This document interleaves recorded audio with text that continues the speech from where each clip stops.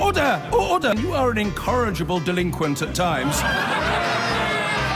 Behave yourself, man!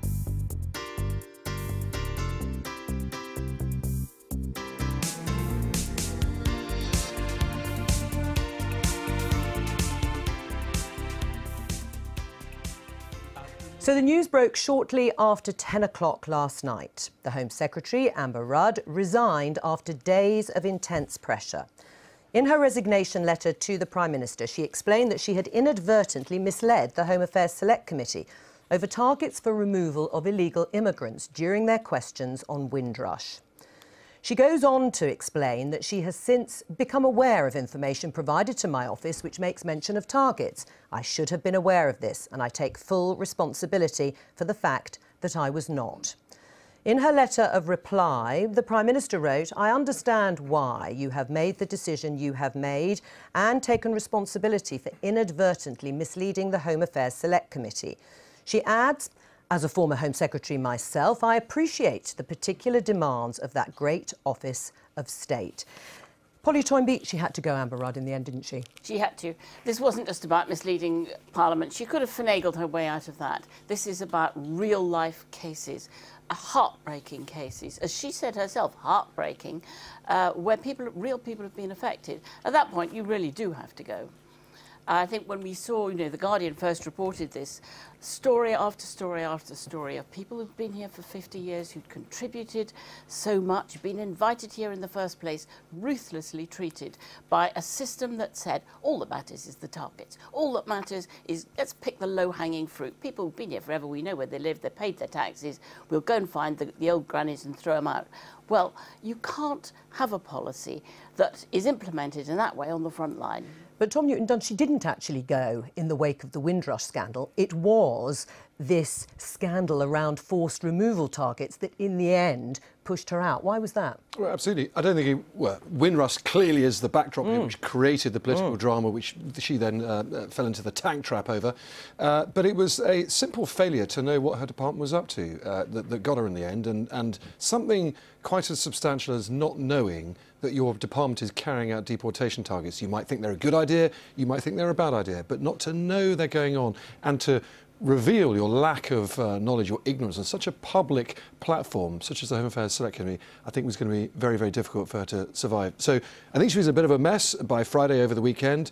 To then subsequently learn, and this is what the due process going on over the weekend, this thorough trawl of exactly what her office had been told and hadn't been told, and to discover that she had repeated opportunity to know about these targets really made her look incompetent. So by then it was a done deal. The leaks were interesting, lots of leaks from the Home Office, and I'm not surprised because senior civil servants were very angry that they got blamed. Her first instinct, which is a rat-like thing for a minister to do, was to blame her office.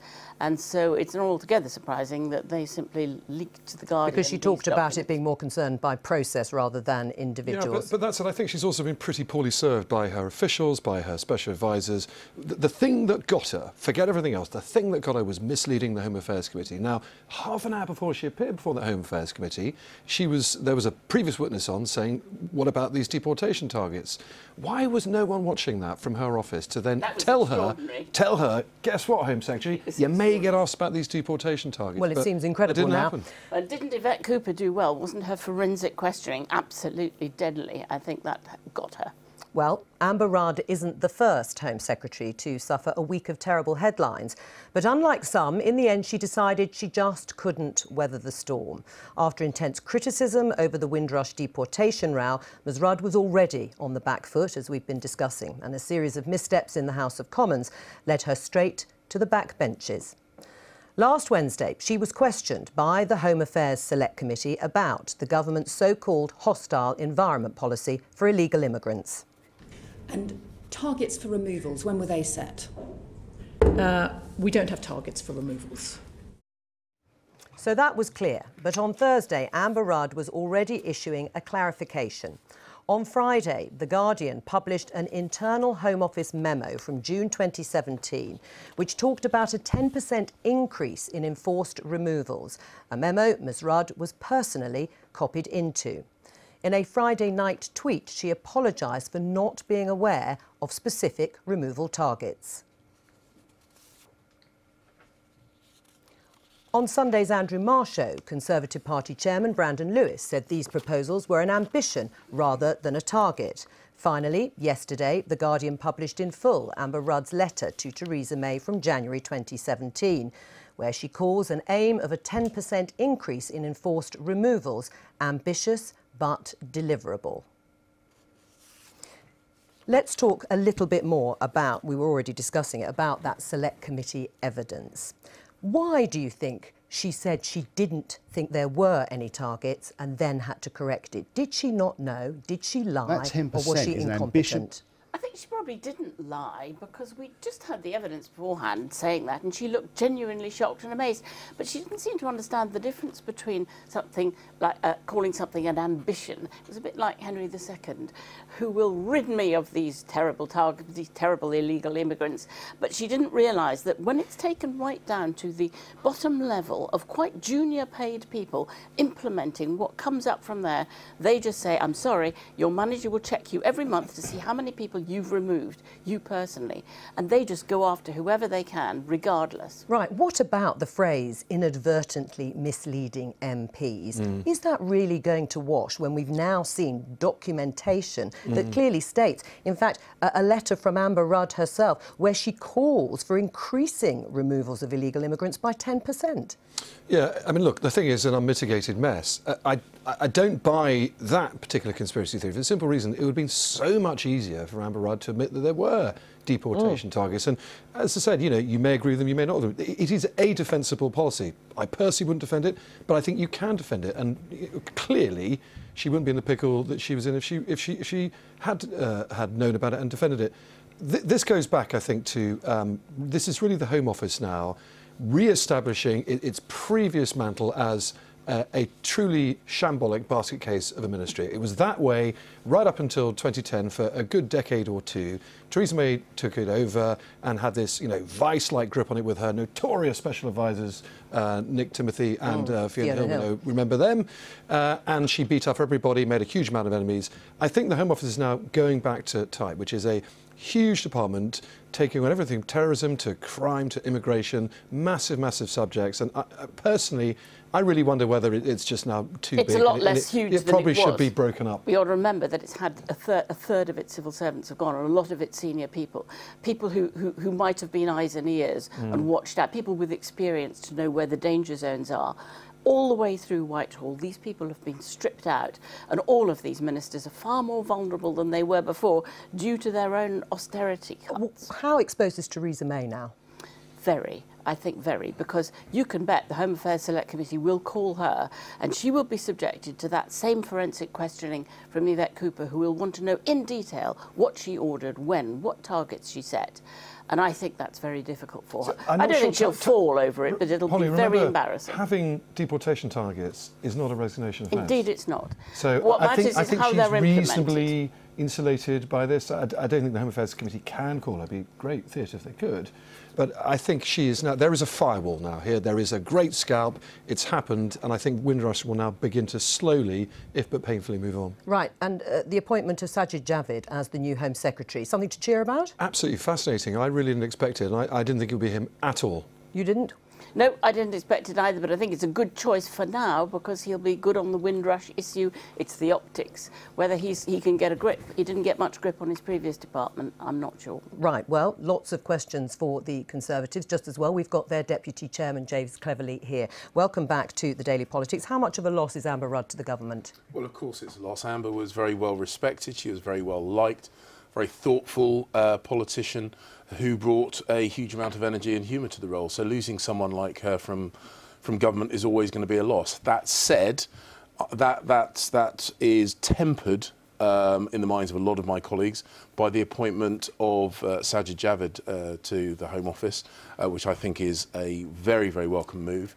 And then giving the opportunity for James Brockenshire, who's recovered from illness, to come back into government. So from what has been a sad situation, some very good things have come out of that. What is it about Sajid Javid that makes him better equipped to deal with the problems thrown up by the Windrush scandal? Well, he's an incredibly experienced and effective politician. He's been in some key positions. He was at the Treasury. Coming from a Treasury background is always useful when you're in a big spending department. But Amber Rudd was very experienced, and you've just said she's a huge loss to the government. So what is it about Sajid Javid? What particularly will make him better at the job? Well, that's just what I was saying. He's a very experienced person. I mean, as I say, experience led to Amber Rudd admitting she'd inadvertently misled Parliament. Was she incompetent? No, absolutely not. Amber made an error. It was an error which was amplified by the circumstances that we just discussed with regard to the Windrush situation. She admitted that she had missed something which she felt was very, very important, and she felt, and I completely understand this, her professionalism and her pride in doing a job properly led her to feel that she had to stand down. I'm saddened, I'm disappointed by that. Do you think she'd handled it well? Well, the evidence to the Home Affairs... Right, well, in what way, as you were implying, that she made a mistake? This is not just a mistake, James Cleverly. I mean, this led to huge distress and damage to individual people's lives. It led to people... the Windrush... different situations. No, they're very separate. The Windrush scandal, do you accept that this was caused by the hostile environment that the Home Office sought to create? The hostile environment, that phrase was first used by a Labour Home Secretary, a Labour Immigration Minister. The situation, you talk about these difficult, what's the word, painful, tragic situations about Windrush. That was a problem that was decades in its incubation. And did it come out of a hostile environment policy? No, I've just said that the hostile environment policy was introduced by Labour. That was their phraseology. It was reinforced by Theresa May. They were her own words too. I accept it was there beforehand. They were her words. About illegal migrants. Right, but what I'm saying is, did it create an atmosphere that led to the children of the Windrush generation being caught up in this? No, the reason the Windrush generation children were caught up in this was because of a decades-long failure to regularise their immigration status. The Home Office dealing with illegal migration is absolutely what the Home Office should be doing. Illegal migration drives people trafficking, it drives modern slavery, it drives prostitution, it drives a whole load of other things. The Windrush generation were never illegal. That was an error, and that was a separate error. What Amber felt she had to stand down over was what she said in her letter. Should she have resigned over the Windrush scandal first? Should she have gone earlier? No, because, as I say, that was a decades-long problem in the making. Right, so she went over the issue of removals targets, and you say that illegal immigration is a very important part of the government's policy. Should she have known about the targets? Well, she feels that she should have done. But do you? I absolutely respect it. I've never been in that position. I've never been in that position. The level of detail, the level of information that goes across a Secretary of State's desk is not something I've been exposed to. If she feels that it is the right thing to do, I'm disappointed, I'm saddened, but I absolutely respect her decision. It's driven by her level of professionalism, which has been something which, throughout her career, has been a hallmark of her in government. Right. How damaged do you think the Tory brand is by the whole Windrush scandal? Well, of course, it is difficult. Yes, it is damaging because it's crystallised whilst we've been in government, but I think we can regain a lot of that relationship with the Caribbean community in particular and the BME communities more broadly. Before the local elections? If we deal with it, I'm worried about the impact on the local elections. What I'm focused on, and I know the government is focused on, is making sure we put right what has been an issue which has hurt real people. Right. That's the focus, putting right an issue that has had a detrimental effect on people who have every right to be here and always have had. Have you got faith in Home Office officials? Yes, it's an incredibly difficult job. The Home Office is dealing with some of the most sensitive, Yeah. time-sensitive, difficult, dangerous issues. It's an incredibly complicated environment. And I know I had a short time working in the Home Office.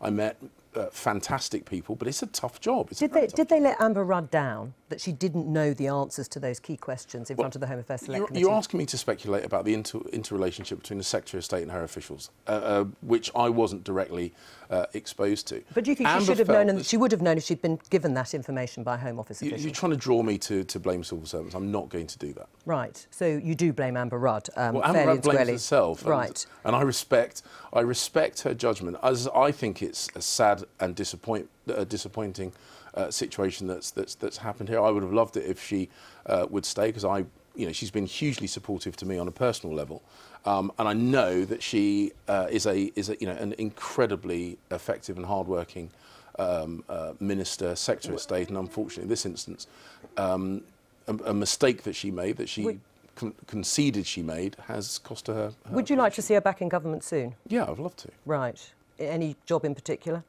Well, no, but as I say, the skills that she has brought to a number of different departments show that she is and would be an asset to government. Right. Well, as we were discussing earlier, Sajid Javid, and as you have said, is the new Home Secretary. Let's hear what he had to say in reaction to his new job.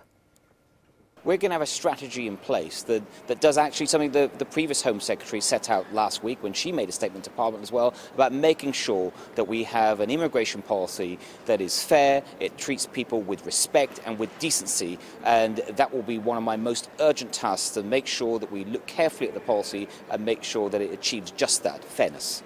You're the first BAME holder of a great office of state. What do you think your parents would have imagined this when they came to this country? I think that for anyone to see their child grow up and become a Home Secretary, I think all parents would be really pleased with that. And my parents that came to our great country in the 60s, they came from Pakistan to help build this country. I think for them to see one of their sons to rise to this great office of state, I'm sure they'll be very proud. But I haven't called my mum yet, and I will do that later when you give me a moment. Okay. Can't believe he hasn't called his mum yet, James Grover. He will get in trouble. He will get in trouble. He's talking about a fair immigration system. Do you think it's time to drop that hostile environment feel? Well, so Sajid just made the point that his parents came to Pakistan, invited here to help rebuild the country. They played by the rules. They did the right thing. They've worked hard. They've done everything that we've asked of any citizen of the country. It would be a perversity if we were to say, in response to, as I say, what has been a decades-long error, that we are going to stop enforcing immigration rules. I think that would be deeply unfair to all the people, like my mother, like Sajid's parents, who played by the rules, did the right thing. So it is totally appropriate for the Home Office to enforce this country's immigration rules. So what's going to be different then? I mean, Sajid Javid said he is promising to oversee a fair immigration system. What does that imply in terms of material difference to what exists now? Because, as you have just said, you want to see that hostile environment for illegal immigration continue. Well, he's just stepped into the role. He's been in the role only a few hours. He'll decide exactly what changes need to be made to make sure that the immigration system is as effective as possible, as fair, as even-handed, as transparent. He will need to decide that, and I think he deserves at least a little bit of time to get his feet under the table before you quiz us on what he's going to do differently. But you can see how difficult that might be if you still want to be tough on illegal immigrants. Well, and all immigration systems need to be fair, but they need to be effective. And when you have an effective immigration system, it creates much better community cohesion, because people know that if someone from overseas is living and working here in the country, they are doing so legitimately. It removes some of the friction. And actually, some of the countries around the world that have got the best track record at integrating migrants, I'm thinking Canada off the top of my head, have got a tough but respected immigration system. So do targets not really work in that system that you've just described? No, I do think targets A number target. Targets are a useful vehicle for any activity, whether it's in government or whether it's in a commercial world. It matters. It drives behaviour, it drives improved productivity, all these things that matter. What you need to make sure, though, is that targets deliver what you want them to deliver rather than anything else. But do you accept that it is the aim and the ambition to meet those targets that has led to innocent people being caught up in this? No, I don't. No, I don't. The reason that the Windrush generation got caught up with this, as I say, because for 40, 50, 60 years, successive governments have failed to regularise their immigration status, because if we had done so in the past, then they would never have been caught up in the immigration enforcement. You have to enforce an immigration policy. We should have regularised their status years ago. Is it time to review the target, the net migration target of tens of thousands? Well, I think it's... So, in short answer, I think it's absolutely valid that we maintain that. It was in our manifesto. We were all elected on that as a manifesto commitment. What is important is making sure that our immigration system does what it's meant to do, and that errors, and the Windrush situation was an error, errors like that don't happen again. What's going to change then at the Home Office? I don't think very much, to be brutally honest. James was struggling to suggest anything that might, admittedly there is a new Home Secretary, but you're a brave Home Secretary if you're going to start ripping up the furniture which your predecessor, who just so happens to be the Prime Minister, carefully planted there over 6 years. Sajid Javid's appointment, I think, for me is really interesting because it shows Number 10 is thinking pretty short term now. They are really worried by Windrush. They're really worried by the effect it's going to have on potentially the vote on Thursday. So the appalling damage it's going to do to the BAME vote, perhaps over very long term, and they want to get in a fix and quickly who can solve that. Sajid Javid is no friend of Theresa May on immigration, on Brexit. They had furious rows. She demoted him when she came into government. She pushed him down from Business Secretary to Housing Secretary. So, this is not her ideal choice. This is a political emergency choice. And it's a lovely story. And I think he'd be good at it. And I'm absolutely desperately pleased with him. He's a really nice guy, really hardworking. But it's an emergency move. Do you agree with that? I mean, how independent-minded do you think Sajid Javid will be in the Home Office? Well, he was in a very strong position, and if he didn't negotiate to say, listen, I'm going to do this the way I want to do it, he's a fool, and I fear that he won't have. He should have said, first of all, we have to get rid of the absurd idea of the net migration target. The idea that our targets, our figures depend on how many people decide to emigrate to Australia in 1 year. The whole system of visas has collapsed. We can't get nurses and doctors in and skilled people we need. Universities are desperate. The NHS is desperate. He ought to have a free hand to say, look, let's be rational here. Let's take the people we want. Also, he needs many more staff so that with senior enough to have discretion over each case, who can listen to people's particular cases and make sure we don't have these atrocities, of which there are many, many more to come. One of the points of clash they've already had was when he was Business Secretary, he didn't like students being in the overall migration cap. He clashed with the Prime Minister over that when she was Home Secretary. That is probably the first clash they're going to have. Right. James Cleverly, before I let you go, are you worried that Amber Rudd might use her newfound freedom on the backbenches? She says she will continue to help the Home Office ministerial team when she can, that she will be more forthright about the government's Brexit policy, amongst other things?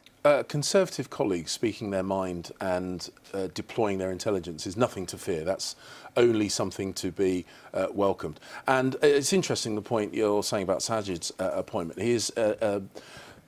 Yes, he is the first BME background Secretary of State in one of the great government departments. He's the first Muslim Home Secretary. I'm very proud that that's happened once again, another first under the Conservative government. But the point is, everyone that knows Sajid knows he is appointed purely on merit. And I'm very proud that once again, my party is the party that's promoted people from a diverse background into positions of seniority within politics, purely on merit. James Cleverly, Deputy Chairman of the Conservative Party, thank you very much. Now, as you can imagine, Labour are pleased Amber Rudd has resigned. They've been asking for it for quite a while. Here's the Shadow Home Secretary, Diane Abbott, speaking earlier. I have always felt, since the Windrush scandal broke, that somebody had to take responsibility. And as Home Secretary, it seems to me right that Amber Rudd take responsibility, and I think she's done the right thing. I know she hasn't ostensibly resigned over Windrush, but the truth is that is why she should have resigned, and I am glad she has finally resigned, whatever the ostensible trigger for the resignation. Diane Abbott there. Well, with me now here in the studio is the Shadow International Trade Secretary Barry Gardner. Welcome to the Daily Politics. Do you accept Amber Rudd's reason for resigning, that she inadvertently misled MPs? Look, I think Amber Rudd's a decent woman, and I think she's got a lot more that she will doubtlessly contribute to British politics. But she failed as a Home Secretary, and I think she did break the ministerial code. And it was right, therefore, that she resigned. But the story now must move on, and it must move on to the memo that she sent to the Prime Minister, because in that memo she said that she was increasing by 10%. Well, she wanted to. It was her ambition. Yes, indeed. The target was to increase by 10% the enforced removals. That means that not only she knew there was a target, but also that Theresa May knew there was a target. And last week, Theresa May could have come to the Commons, cleared up this whole mess, and said, look, there's been a mistake here. Amber Rudd misspoke to the Select Committee, and actually I want to set it straight. There are targets, these are what the targets were, and this is how we propose to increase them. And would you like Theresa May to make a statement along those lines now? Absolutely. She now owes Parliament an explanation of why, given that she knew there were targets, she allowed this rigmarole to go on and allowed Amber Rudd to take the flak for her. Right. Well, she has said there were targets, the Prime Minister, today for removing illegal immigrants, which we now know. Would you like removal targets to be dropped? Look, I think that we have to make sure that those people who are in this country illegally are removed from this country. Right. OK? That means we must know who they are and how many of them there are. And should there be targets for their removal? And we must then set about doing so. The mistake this government made was to confuse those people who had every right to be here as British subjects and those who had no right at all. I understand that. But what I want to try and clarify for the viewer is, in Labour's mind, in your mind, should there be targets for deporting illegal immigrants? I'm very happy to see a target. If we know the number of illegal immigrants that are in the country, I'm very happy for us to see a target of the number of those people that we want to remove. Because, of course, we do not want anybody in this country who has no right to be here. Right, and that's should what that immigration, fair immigration controls are about. So you are still supportive of those targets? No, sorry. No, let's be clear.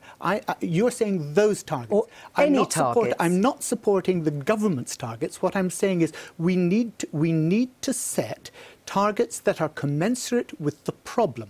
That means we must quantify first what the problem is. Part of the problem that the Home Office has is it is unable to quantify the problem. It doesn't know how many people are in this country illegally because it has no means of doing so. Right.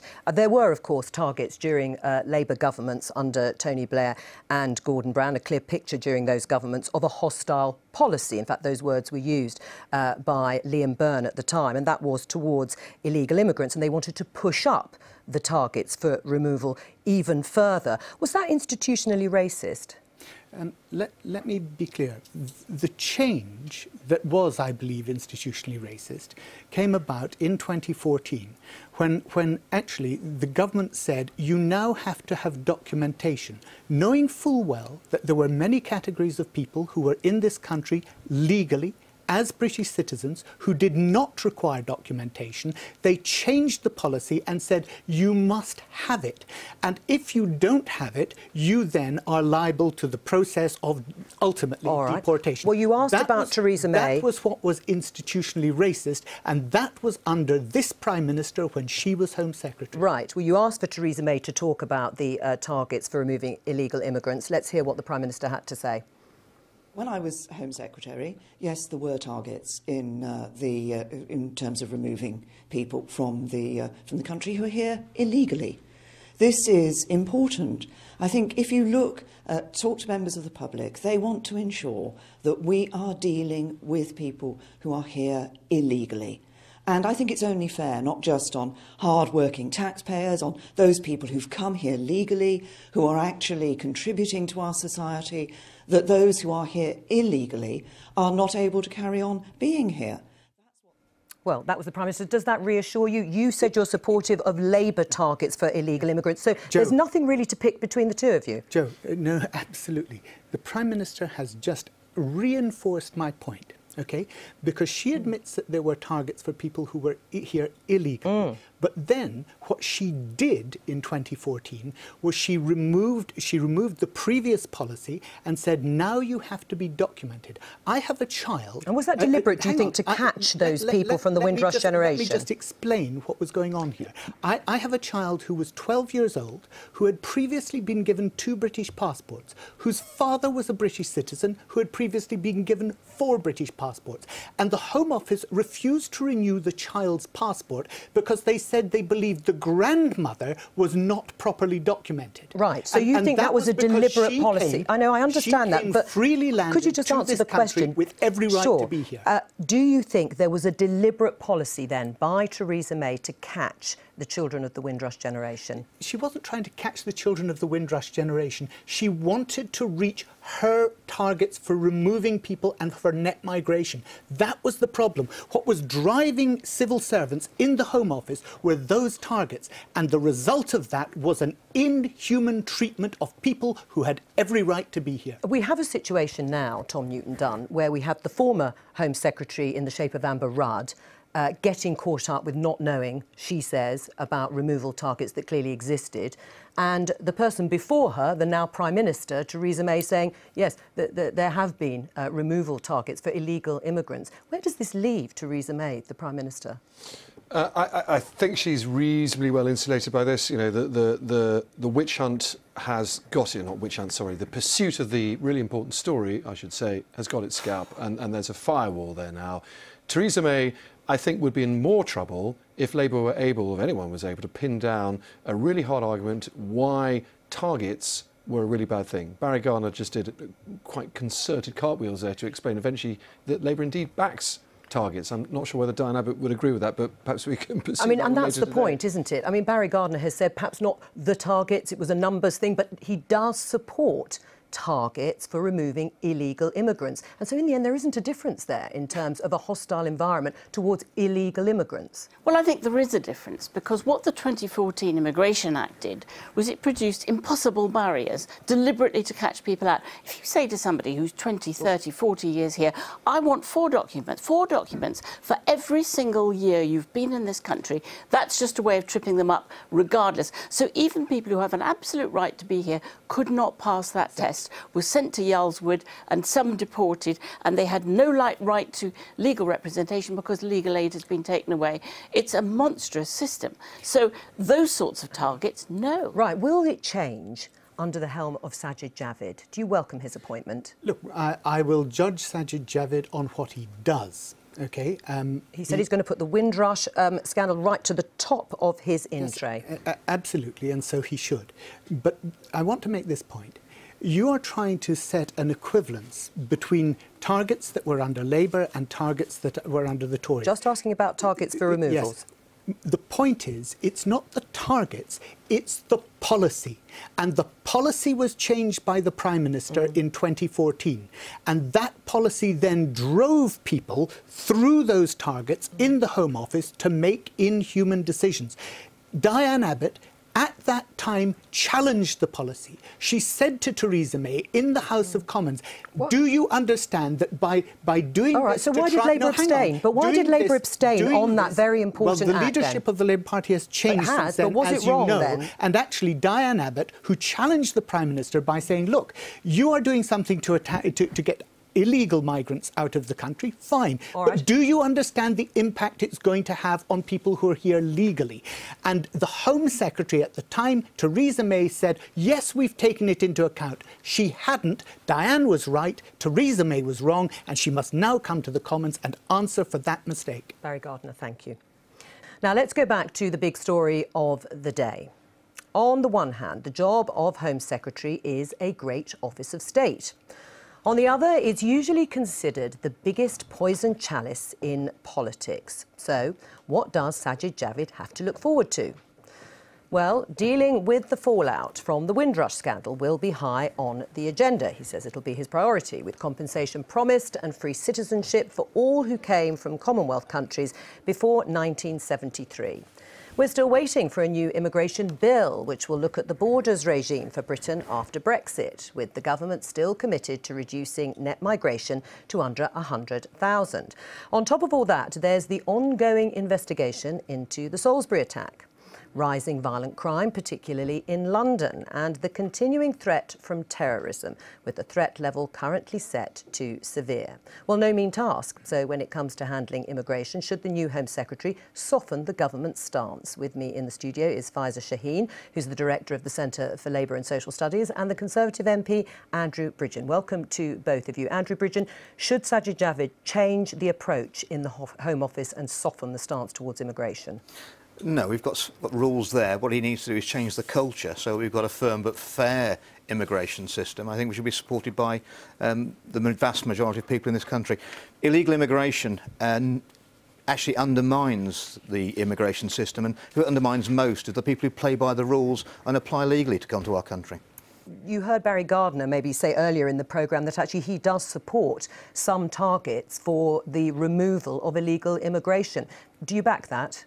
No, I don't support the targets. Personally, I feel a hostile environment for some is actually working out to be a hostile environment for all immigrants, and that's what we're seeing. We've seen people get caught up in this net, and we're also seeing that those immigration targets, those deportation targets, are arbitrary. You know, so what is that? What does it mean to have 250 people deported every year? Like, who are they? And as we just heard, some of those people shouldn't be deported in the first place. Let's have a fair and humane system, and let's look at those cases individually. What do you say, Andrew Bridgen?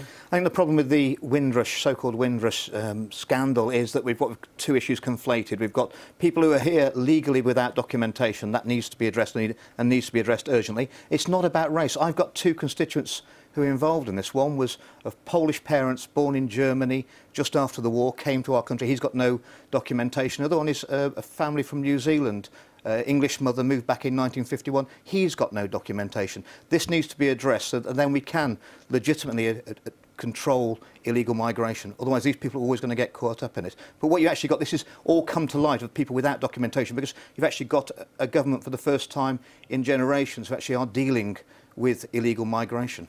No, the big problem here is the narrative, even the title, hostile environment. I mean, is that really, but the policies underneath that came under Theresa May when she was Home Secretary. Look, we need to move to a system, like I say, that of course is fair and does something, but ultimately isn't about this weird target-driven culture that we have. And you say it's about changing the culture in the Home Office. How do you change the culture of the Home Office when the policy is the same? We have people in Yarl's Wood that have been on hunger strike. You know, we have a whole litany of areas. We have a situation whereby people applying for housing, if their name sounds a bit foreign, they're less likely to get housing because those people don't want to check their papers. That's there in the research, that's there in the evidence. Right, how do you change it? I mean, unless you change the policy materially, how do you change what's going on in the Home Office? Should there be an amnesty for illegal immigrants? Certainly not. No, that will only encourage further illegal migration, again undermining our immigration system. I'm not unconvinced that immigration is such a big issue that we need to separate it from the Home Office altogether and have a standalone department within government. I think that would be very useful, and especially as increasing importance as we leave the European Union. Right, I mean, everyone is in favour of a fair, humane policy. It's how it's executed, obviously. Is Sajid Javid the right person to do that? Look, his records on Grenfell, on housing, he's failed to deliver for those victims, and his policies on housing haven't been bold enough. So the scale of change needed there was the same, if not more, what is needed in the Home Office now, and I just don't think he's got the record to prove that. Sajid Javid will be the first BAME Home Secretary but ever. In of itself, is that enough to change? No, but he's actually a very astute politician, and I think he's regarded across the House as an intrinsically decent human being. That's a very, very good start for any politician and a Home Secretary. But the point is what has he done? Is he up for the task? Like the type of root and branch change we need at the Home Office now, there's just nothing to demonstrate in his record that he can deliver that. He's second-generation immigrant who's made his home in our country and making a great contribution to our society. Right, how much do you lay the blame at the door of officials in the Home Office? As a constituency MP dealing with casework, it immigration is one of the hardest casework issues to get a result with. It is very emotive. I think we do need a culture change. It needs to be transparently fair. Everyone who lives in our country needs to have documentation if we're going to deal with illegal migration, and it's the Home Office's job now to deal with that rapidly. Labour are calling for legislation. That will take far too long. This needs to be dealt with in the next couple of months. Right. What about ID cards? I personally would support, I wouldn't call them ID cards, I'd call them entitlement cards. I think we could deal with many issues, entitlement to vote in elections, entitled to access public services, entitled to work, entitled to housing. What do you think about ID cards? Well, look, the problem here is much deeper. The problem here is about our narrative on immigration, about this way in which we are pumping up this idea of illegal immigration like it's the biggest issue we have. Look, we have so many problems in our economy, in the way that wages are distributed, in the way that housing is not being built. Those are the things that need to happen. We need to stop scapegoating immigrants. Right. Do you accept, though, that there was a feeling amongst the public, amongst voters, to remove people who didn't have a right to be here?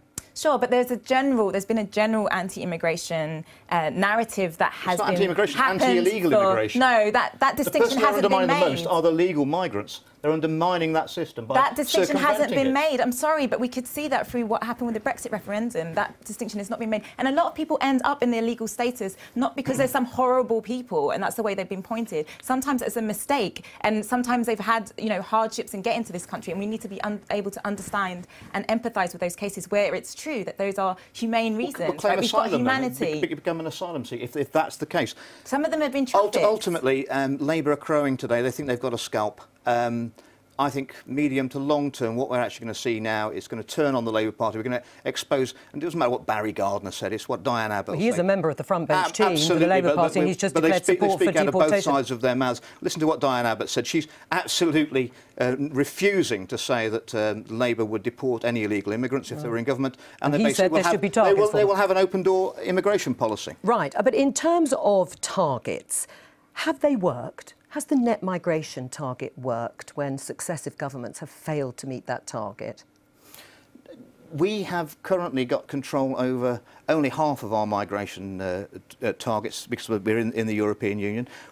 We're a victim of our own success. We've created more jobs than the rest of the European Union added together since 2010. We're a very desirable place to live. There's 3,500 EU migrants who, despite Brexit, would rather make their future in our country. I just wish that everyone in the House of Commons had that much confidence in a post-Brexit Britain that those migrants have.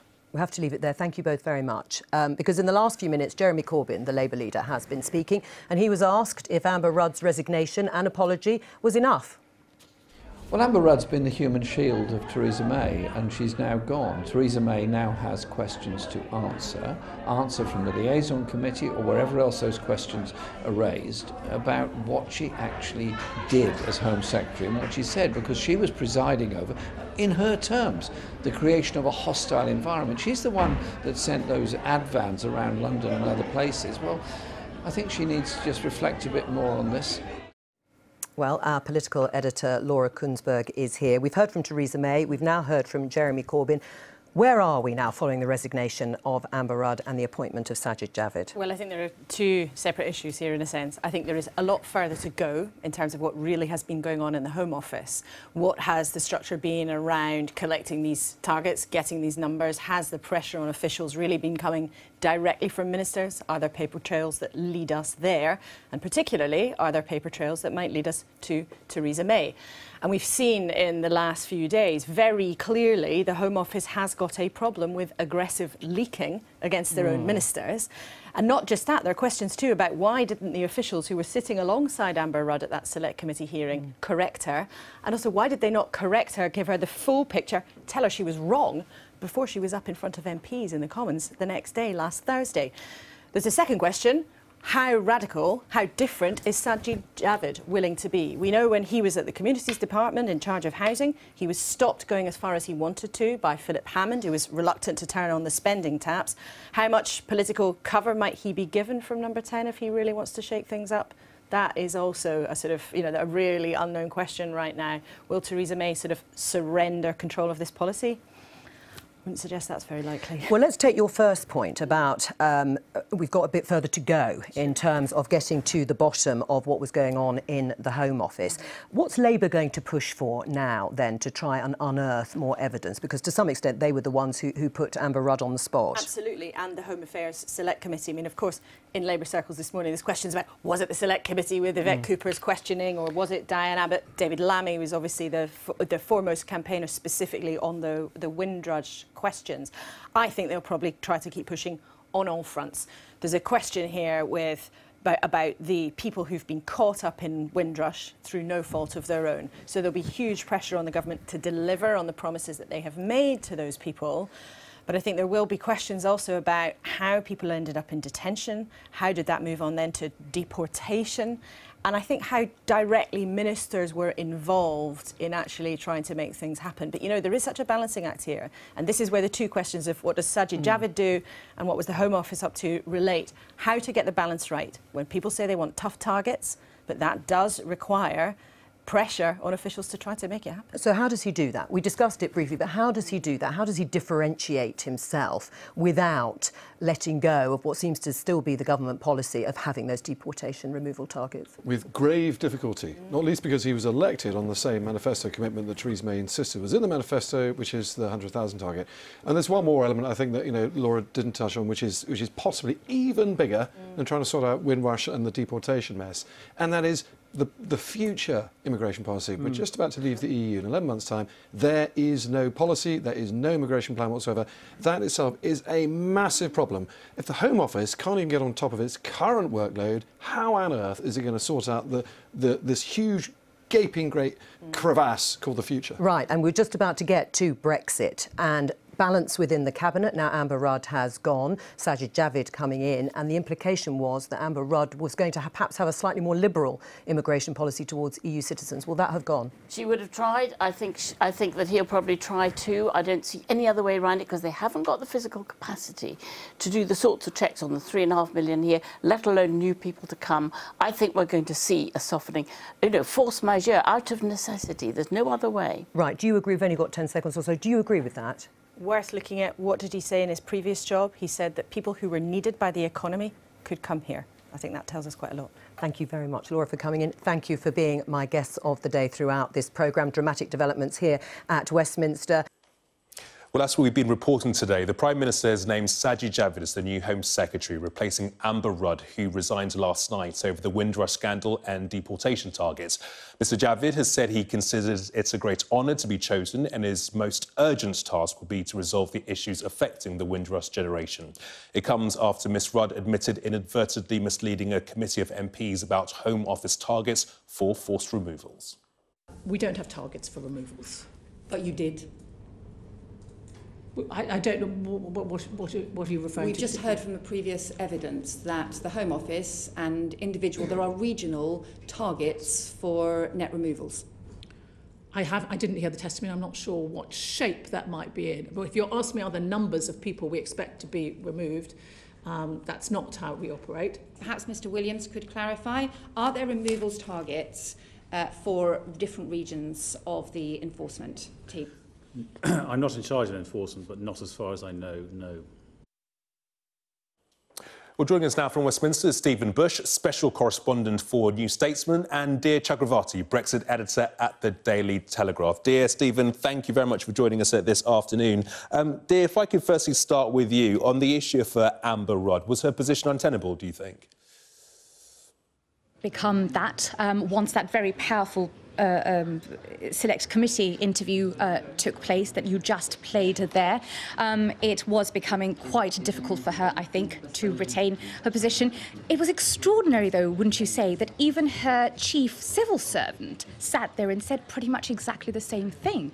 So it seems what exactly happened there, why they weren't aware of those targets, I simply don't understand. Were they really that great actors, or were they really just simply trying to get away by saying anything there? There's been no indication so far that they actually lied, but it's just extraordinary that that actually happened. Stephen, do you think Amber Rudd had no option but to go? Yes, I think partly because Whitehall runs on targets, the Home Office runs on targets, so the fact that unless she's the best actor in the world, and my sense listening to her at the time was she was sincere, she clearly didn't have any grip on what was going on within her department, and I think it's very hard for you to carry on once it's been shown that you are not on top of your job. Dear, we heard from the Prime Minister saying that, admitting that there were deportation targets while she was Home Secretary. Amber Rudd, very much considered to be a guard against, or a guard protecting the Prime Minister as this the scandal developed. Do you think Theresa May's safe now? It's so fascinating, isn't it? Just after the election, we were speaking almost every week and trying to work out, amongst ourselves, and trying to work out, is she tenable? Is she going to go today, tomorrow, next week, perhaps? It seemed to me, personally, that since January, that debate had moved away a little bit. Nobody was really talking about whether we were going to get a new Prime Minister anytime soon.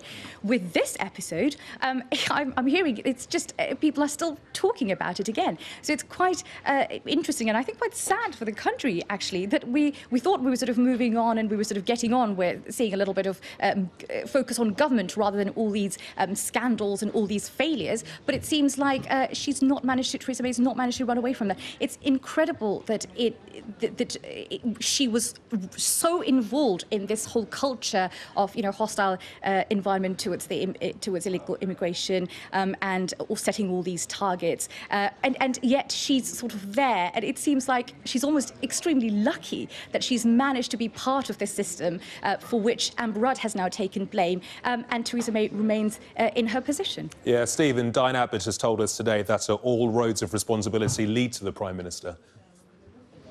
Well, she's right in terms of the central scandal, the Windrush scandal, and the way they've been treated. However, the reason why this resignation is probably the best thing that could have happened for Theresa May is Amber Rudd has gone for the one thing you cannot legitimately blame Theresa May for, which is misleading the Home Affairs Select Committee. That is basically the only thing Amber Rudd has done badly last week. I mean, she's done a lot of other things badly, but it's the only thing she did badly that you can't blame on her boss. So weirdly, although her career as Home Secretary might be over, her tenure as Theresa May's human shield might have a little left longer to run. I think, and can I just add to that, sorry, that I think that's partly the reason, if people do believe Amber Rudd, that she'd inadvertently misled, that's what she said in her resignation letter, that's the only way I can possibly see her coming back, because a lot of her colleagues have said, oh, we expect to see Amber Rudd back again at some point. And you're thinking, how can that be when she's been shown to be so completely out of control of her own department? But I think it's just the way the thing happened that ultimately it came to her inadvertently misleading the Select Committee, that I think that still leaves the door open for her to come back at a later time. But I don't know quite how far off in the future that is. Yeah, Stephen, does it seem fair to say that Amber Rudd does appear to be quite popular amongst her cabinet colleagues and also the backbenchers. In terms of the balance of power on the front benches moving forward, what does this do for the government, and what does it mean for the government? Well, it moves the government to a more sort of pro-Leave position. Although Sajid Javid was also a Remainer before the referendum, he is not a kind of hearts and flowers pro-European in the way Amber Rudd perhaps was. He's taken a explicitly pro-the-government line on the customs union, so it makes the government slightly more Leavey. I think in terms of the very public sort of love-in for Amber Rudd we're seeing on Twitter, it's partly about a group of people who hope she'll join them as a pro-customs union rebel, going, oh, Amber, we love you.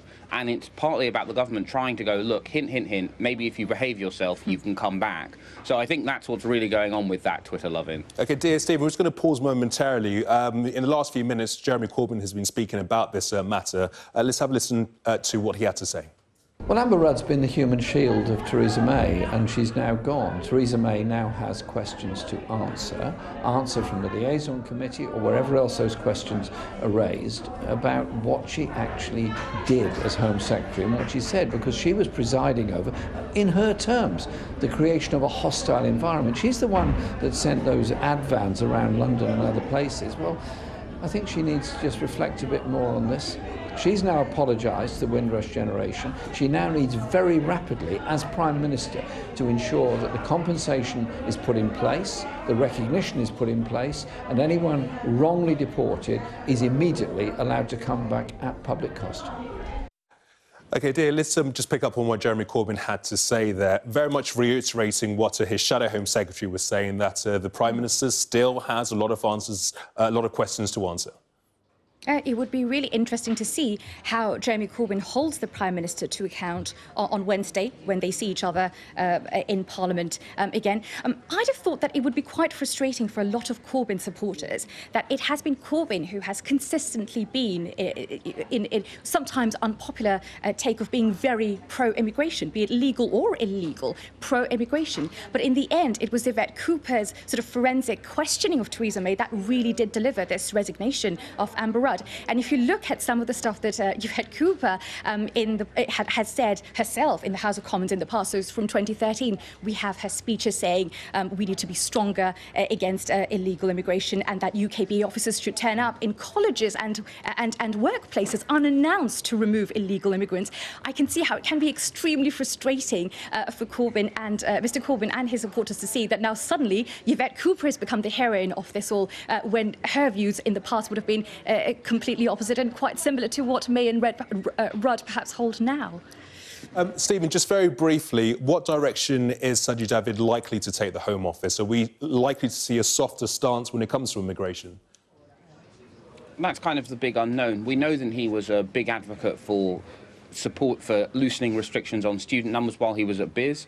We know Theresa May is very weak, so this may be the start of a softer line on immigration. Dear Chakravarti, Stephen Bush, good to talk to you both. Thank you. Thank you.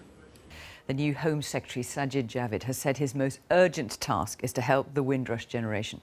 The former Community Secretary has taken over from Amber Rudd, who resigned late last night for misleading MPs about immigration removal targets after days of criticism over the Windrush scandal. The departure of a close ally is a loss to the Prime Minister, who's coming under renewed attack now from Labour. They are calling her the architect of the Windrush crisis during her time as Home Secretary. Our political editor, Laura Koonsberg, has more. 8:30, off to work. Are you the new Good morning. Secretary? But where's the office? Good morning. What do you think about Rudd resigning last night? Half an hour later, at 9 a.m, Sajid Javid took the call that gave the answer. The new Home Secretary. Will you be able to get a grip on the Home Office? With orders from number 10 for one of the biggest jobs, with some of the most brutal pressure. But it's a messy takeover for this former banker turned politician. Secretary Sajid Javid. Sorting out the Windrush fiasco, top of the list. Like the Caribbean Windrush generation, my parents came to this country from the Commonwealth in the 1960s. So when I heard that people who were long-standing pillars of their community were being impacted for simply not having the right documents to prove their legal status in the UK, I thought that it could be my mum, my brother, my uncle, or even me. So I want to end by making one thing crystal clear. We will do right by the Windrush generation. He's in because she's out. Amber Rudd's cabinet career sunk by 6 words. We don't have targets for removals. Except they do. Targets that the Prime Minister admitted existed on her watch. Shouldn't you be taking personal responsibility, not Amber Rudd? This is your hostile environment. Amber Rudd was very clear about the reasons why she has resigned. That was because of information that she gave to the House of Commons that was not correct. If you look at what we're doing as a government and have been doing over the years as a government, what we are doing is responding to the need that people see for a government to deal with illegal immigration. The new Home Secretary's first day as an MP was only in 2010. Well, it really is like being at school again on the first day. Made a minister, then promoted to the cabinet by David Cameron. But as business secretary, he faced calls to quit. You're not going to let us go to the war. Good afternoon. When the Indian-owned Tata Steel Company was up for sale. And while in charge of housing, he's been under pressure over the promises made after the Grenfell fire. Labour warns the appointment will be meaningless unless there's a change in how the Home Office works. I look forward to the new Home Secretary showing some interest and some determination to ensure the Home Office works efficiently and effectively, because at the moment it doesn't. James Brokenshire returns from illness to replace Sajid Javid at the Housing Department. I'm delighted to have got this new responsibility. For him and Mr Javid, with near impossible tasks ahead, a brief moment to enjoy day one. I haven't called my mum yet, and I will do that later when you give me a moment. He's inheriting big problems. And no Home Secretary can be sure of avoiding accidents that may come. Laura Kunsberg, BBC News, Westminster. So what challenges do lie ahead for the new Home Secretary? As well as dealing with the Windrush scandal, of course, crime and security are key issues Sajid Javid will have to keep on top of in a brief that is as wide-ranging as it is full of potential bear traps. Here's our Deputy Political Editor, John Pienaar. Who'd want to run the Home Office, where political careers get pulled up short? Crime figures, police funding, always tough. A constant terror threat, never far off. And there's always the unexpected, the Windrush scandal. Here he is. Making amends for that, the new Home Secretary's big promise on his first day on the job. The most urgent task I have is to help those British citizens that came from the Caribbean, the so-called Windrush generation, and make sure that they are all treated with the decency and the fairness that they deserve. But a better way of deciding who's allowed in as new members of the British public, one that's fairer, more sensitive, that's another pledge. It won't be easy. There's nothing wrong with targets per se, but the Home Office needs to up its game. It needs to ensure that the targets are being managed in a fair way and there's consistency in decision making, and there needs to be some quality assurance by senior managers of what their staff are doing. The Home Office has been burdened for years by a record of handling a tough job badly. Remember this? In the wake of the problems of mass migration that we have been facing, our system is not fit for purpose. And the migration policy challenges keep stacking up. Sajid Javid may stick to Mrs May's pledge to cut annual migration below 100,000. But some ministers say stop counting overseas students in the migrant total. The Prime Minister won't budge. Will Sajid Javid? The biggest challenge coming is forming a post-Brexit migration policy, firm enough to satisfy public demand for tight controls, but still EU-friendly enough to help Britain's Brexit deal.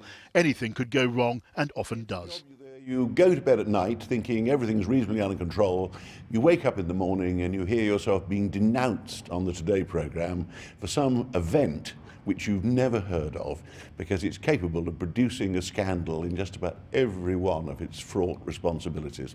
So a tough brief at the best of times. Throw in Brexit, the need to satisfy the public and Parliament on migration, to show more compassion and handle the next crisis. And crises are the stock in trade at this department, and the new Home Secretary will have a hard time, to borrow one of Theresa May's favourite phrases, just managing.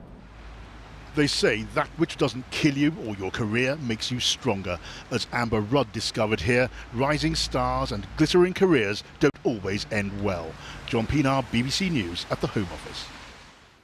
Let's talk to our political editor, Laura Kunsberg. Laura, let's just talk about where this all leaves the Prime Minister for a moment. How vulnerable is she now? She's lost a key ally, and Labour are clearly determined to pin the blame for Windrush on her. Well, Fiona, it's certainly still swirling around number 10. Theresa May can't just click her fingers and make it go away because someone else is in charge at the Home Office now. And there are two big reasons for that. One is, this isn't just some political fandango. The Windrush fiasco is something that has caused huge distress to many Britons by a result of mistakes in government policy. This is real, and it's been felt by people up and down the country, and Labour and other MPs won't just let that drop. The second reason, of course, is the policy that led directly or indirectly to this was put in place when Theresa May herself was in charge at the Home Office. So yes, there is someone else in charge there now. Yes, Sajid Javid's appointment is seen as a politically canny move. And yes, he has an ambitious minister who will be dead keen to sort this out. Very, very keen to turn the page. But for the government more broadly and for number 10 itself, this is not going to go away overnight. And there is no guarantee that there might not be more to emerge that causes even more political damage. We shall see, Laura. Thank you. The new Home Secretary Sajid Javid has pledged to put the Windrush scandal right and says it should never have happened. Just hours after being appointed Amber Rudd's successor, he appeared before MPs as signalled he will be a break from the past. The son of migrants himself and the first Home Secretary from an ethnic minority, Mr Javid says there will be no more hostile environment. It comes as pressure mounts on Theresa May. From Westminster, our political editor Robert Peston reports. Meet the new Home Secretary here because Amber Rudd quit late last night, largely because of the savage criticism she'd been receiving after immigrants from the Commonwealth, known as the Windrush generation, were being cruelly treated as though they were illegal aliens. And in his first outing here in the job, this son of immigrants from Pakistan was not kind to his new department. When I heard that people who were long-standing pillars of their community were being impacted for simply not having the right documents to prove their legal status in the UK, I thought that it could be my mum, my brother, my uncle, or even me. And what about the controversial hostile environment for illegal immigrants that's so closely associated with Theresa May? The phrase hostile is a phrase that I'm not going to use. It's a compliant environment. I don't like the phrase hostile, so the terminology, I think, is incorrect. The last proper public sighting of Amber Rudd, late yesterday afternoon, and shortly before she said she had to quit because she had, in her words, inadvertently misled the Home Affairs Committee over targets for the removal of illegal immigrants. And at a lighting factory in Cumbria, what was her reaction to Amber Rudd's reason for quitting? When I was Home Secretary, we did have targets for ensuring that we were dealing with illegal immigrants. And I think if you ask any member of the public, they will say that they do want to see government making sure that people who are here illegally are removed. Jeremy Corbyn, here meeting Windrush citizens at a South London drop-in centre, was unimpressed because he and others say the underlying reason for the ill treatment of some migrants stems from the policies not of Rudd but of her boss. Well, Amber Rudd's been the human shield of Theresa May, and she's now gone. Theresa May now has questions to answer from the liaison committee or wherever else those questions are raised about what she actually did as Home Secretary and what she said. But he's back, having made an astonishing recovery from lung cancer. All the challenges that I've had over the course of the last few months, getting my health back, and now being able to work on this exciting new brief, dealing with the government's aims and ambitions around housing, supporting local government, yes, dealing with those issues around community too. We're here today to stand up for the Windrush generation. So has Rudd's decision to quit satisfied them? Well, tonight it didn't look that way. And then there was just a glimpse of an ex-Home Secretary. The fourth embarrassing departure from the Cabinet for a Prime Minister for whom stability seems always elusive. So, Robert, another resignation then under Theresa May. Just how damaging is this, do you think, for the Prime Minister? The problem for Theresa May is not just that she's now lost 4 senior members of her Cabinet, each under their own special cloud, but it is that most of those who've gone have really been her closest allies. Michael Fallon, Damien Green, and now Amber Rudd. And what's really striking is that the high offices of State, Foreign Secretary, Chancellor and Home Secretary, all occupied by people who I would argue are rather detached from her. Remember that Sajid Javid notes that had Theresa May won the kind of majority she wanted in that ill-fated election that she held last year, he would have been sacked. Now, what does that mean that she's now so isolated within her own cabinet? Well, it means pushing through the vision of Brexit that she wants will be that much harder. It also means that any residual hope she has of surviving as Prime Minister much beyond the end of March Brexit date next year has shrunk even more. All right, Robert Peston of Westminster, thank you. Early this morning, Sajid Javid became Britain's first Muslim Home Secretary. Theresa May conducted a hurried mini-reshuffle after Amber Rudd finally gave in late last night to calls for her resignation over the Windrush scandal. The last straw proved to be her ignorance of Home Office targets for deporting illegal immigrants. The new Home Secretary was summoned straight to Parliament and told MPs that there would be no more talk of a hostile environment to illegal immigrants under his watch. Our political editor, Gary Gibbon, has this report. Sajid Javid owes his sudden promotion to the Windrush controversy, a crackdown which he said he imagined his own family might have been caught up in. His father came to Britain in 1961. The son, now the highest-serving ethnic minority politician the country has known. Secretary Sajid Javid. Within hours of getting the job, the new Home Secretary was answering questions on the scandal that brought down his predecessor. Like the Caribbean Windrush generation, my parents came to this country from the Commonwealth in the 1960s. They too came to help rebuild this country and offer all that they had.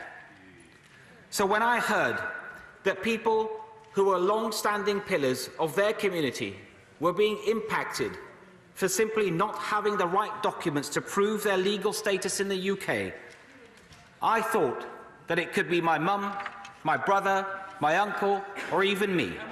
Theresa May was just about to fly north to campaign for the local elections when she appointed Sajid Javid this morning by phone. Amber Rudd told the Prime Minister last night she must quit, having denied there were targets driving the government crackdown on illegal immigration, when targets were in place ever since Theresa May put them there when she was implementing what she called a hostile environment policy at the Home Office. But did you know about the targets, and shouldn't you be taking some personal responsibility for this? Well, first of all, when I was Home Secretary, yes, there were targets in terms of removing people from the country who are here illegally. This is important. But shouldn't you be taking personal responsibility, not Amber Rudd? This is your hostile environment. Amber Rudd was very clear about the reasons why she has resigned. That was because of information that she gave to the House of Commons that was not correct. The Labour leader was campaigning with Windrush generation voters in South London, insisting that Theresa May was behind the anxiety and stress inflicted on some of them. Well, Amber Rudd's been the human shield of Theresa May, and she's now gone. Theresa May now has questions to answer from the liaison committee or wherever else those questions are raised about what she actually did as Home Secretary and what she said, because she was presiding over, in her terms, the creation of a hostile environment. Some Tories wish Amber Rudd had changed course from Theresa May's immigration policies and hope her successor will now do just that. I'm sure he'll want to have a blend of tough and liberal, but what I really want is I want to see Sajid Javid's immigration policy. Because maybe Amber Rudd was too much just carrying on Theresa May's. I think Amber had different instincts on immigration than the Prime Minister, and I don't think that we perhaps saw enough of those instincts playing out in policy. The phrase hostile is a phrase that I'm not going to use. It's a compliant environment. I don't like the phrase hostile, so the terminology I think is incorrect, and I think that it is a phrase that is unhelpful, and it doesn't represent our values as a country to use that phrase. Theresa May hopes Sajid Javid's own background will help to diffuse tensions over the treatment of the Windrush generation. She reached outside her own circle to someone her team had lined up for the chop if she'd got the majority she wanted last year. Robert Halfon has been Sajid Javid's friend since university. She was ready to sack him, wasn't she, not so long ago? Well, who knows what the rumours are? That's what we read in the newspapers. He thought it was true. Who knows? But the important thing is the Prime Minister's done a very bold thing. She's appointed the first ever Muslim Home Secretary.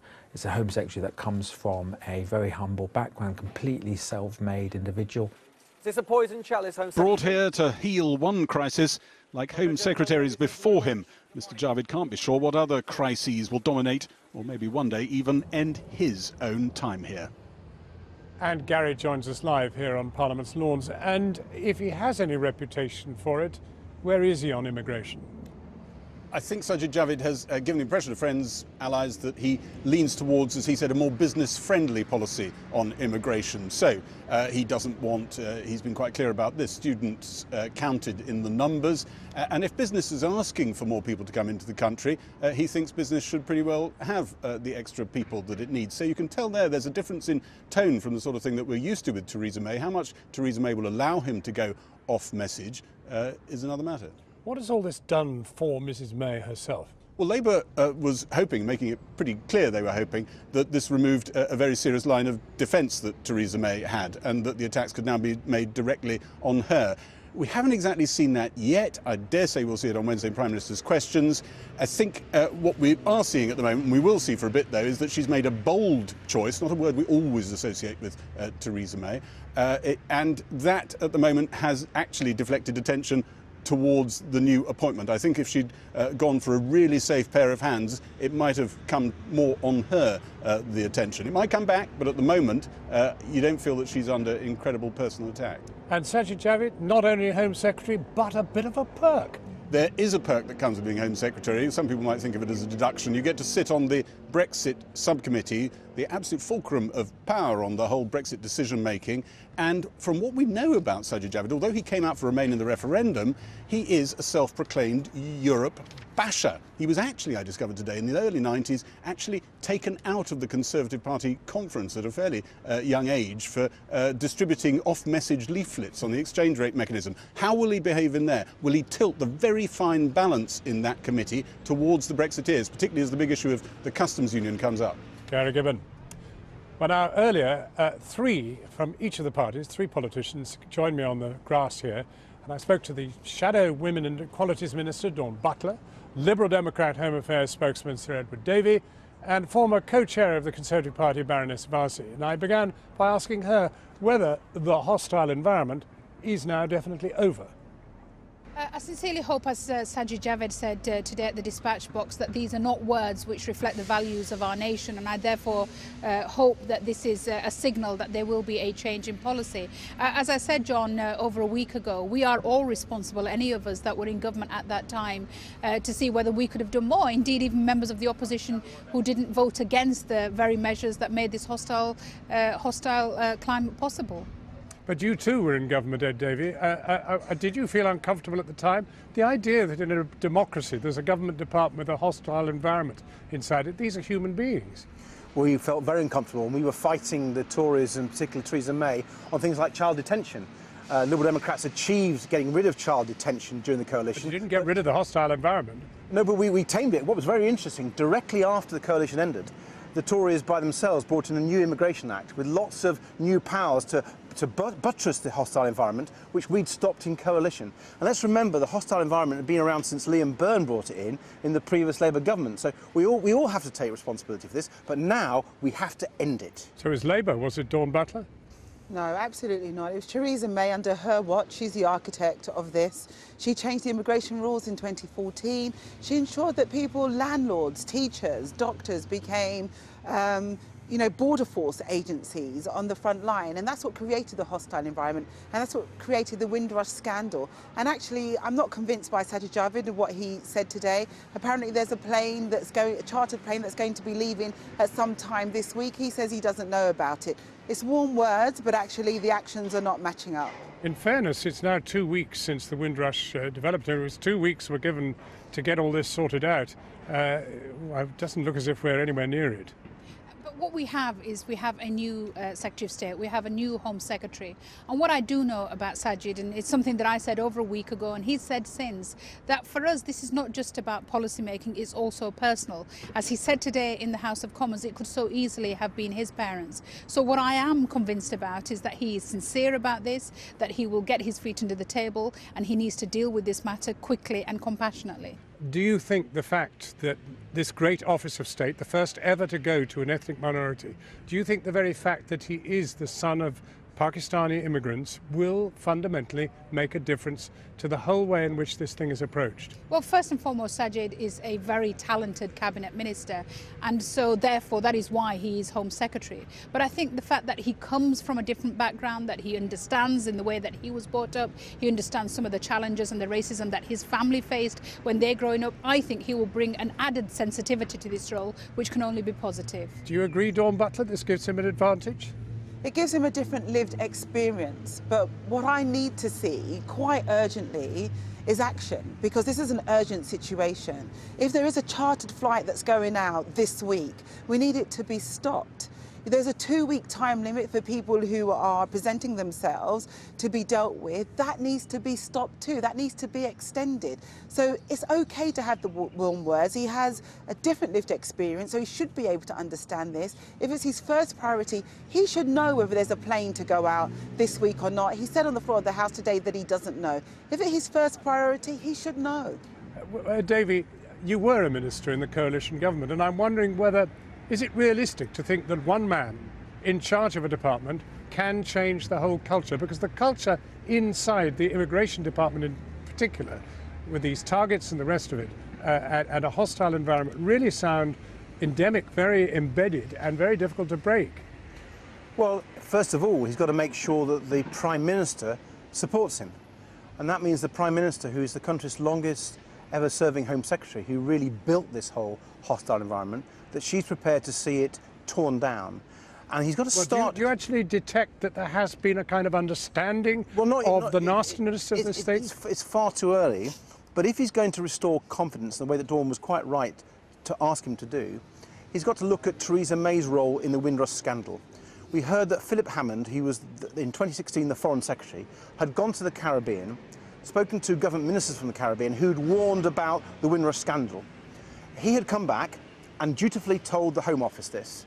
And who was in charge of the Home Office? Theresa May.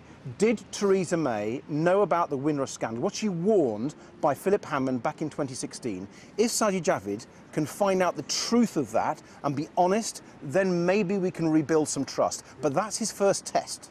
Strong and stable. That's what she said when she came in, Mrs May. She's now seen 4 of her key ministers having to go for one reason or another. She herself lost a majority that she had. How much more can she take? I think it's been an incredibly difficult time for the Conservative Party since the calling of that election. The calling of that election, I think, was a mistake, and then the challenges that we've had to face since.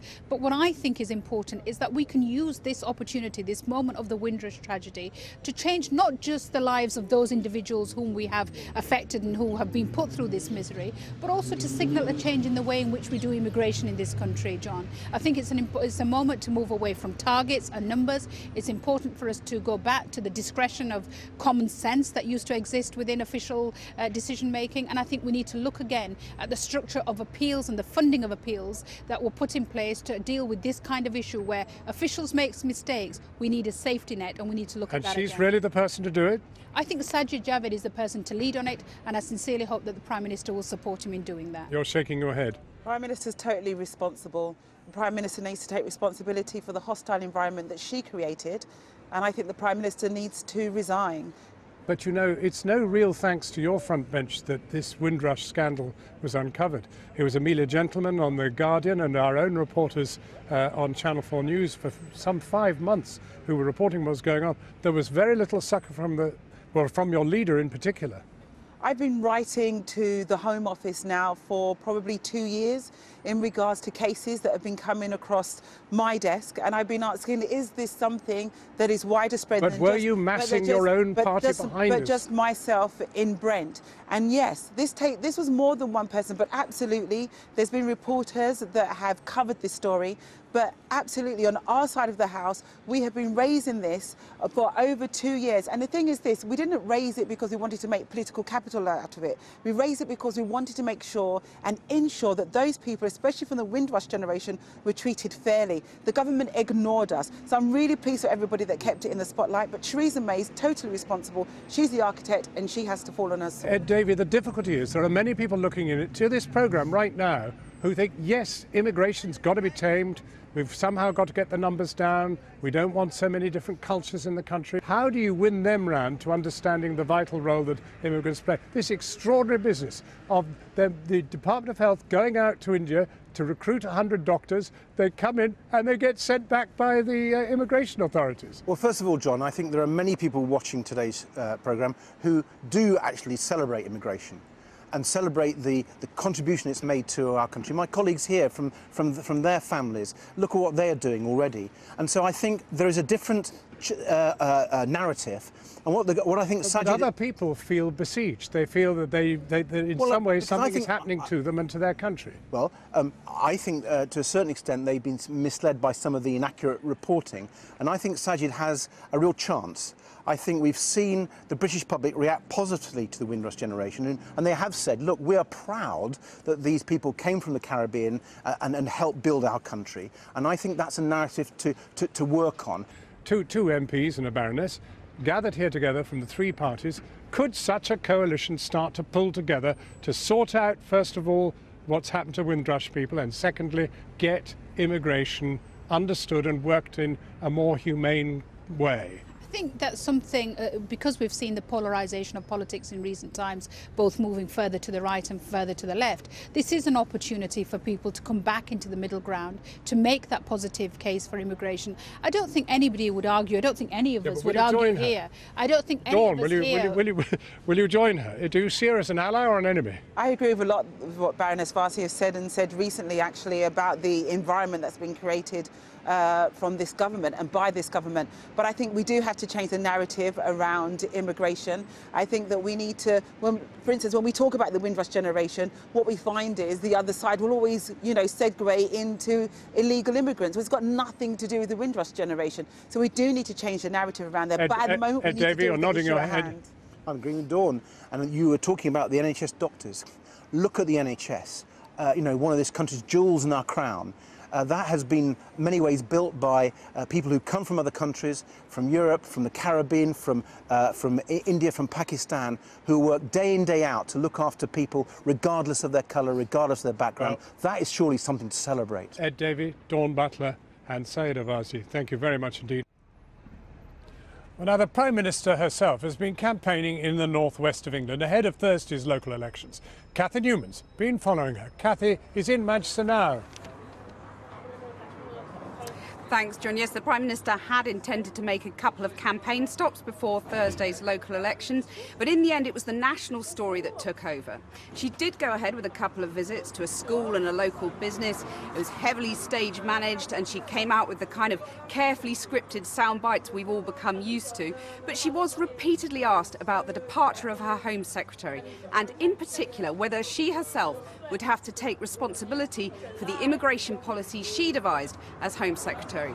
That policy, Labour says, has been blamed for not only targeting illegal immigrants, but also legal British citizens. Here's how the day panned out. A prime ministerial visit to a Manchester school went ahead as planned this morning.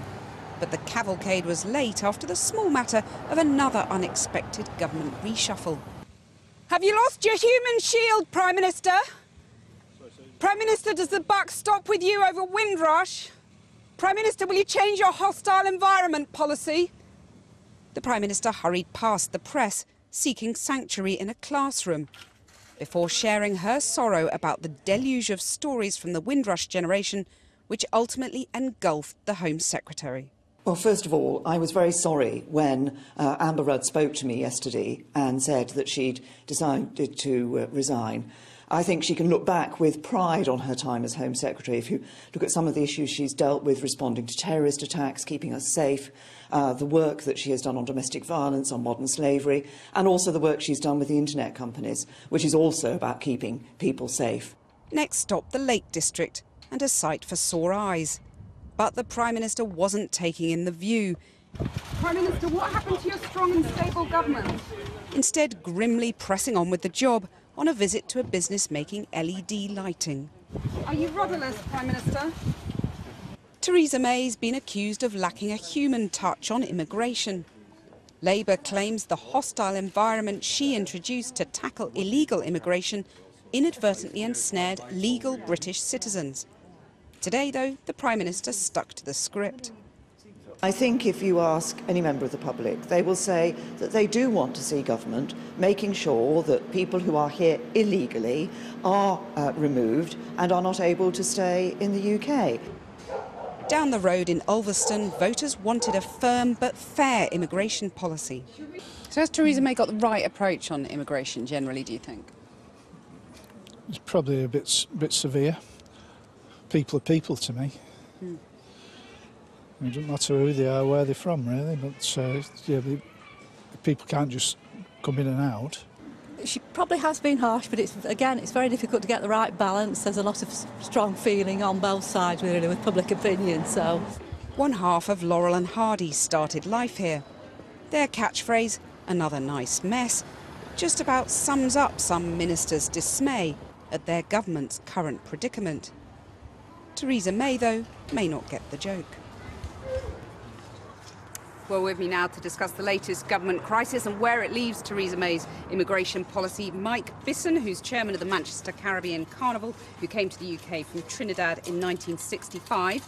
Kemoy Walker, a local youth worker who was 11 when he arrived here from Jamaica, and Anwen Lewis, whose partner came over from Nigeria on his mother's passport in 1974.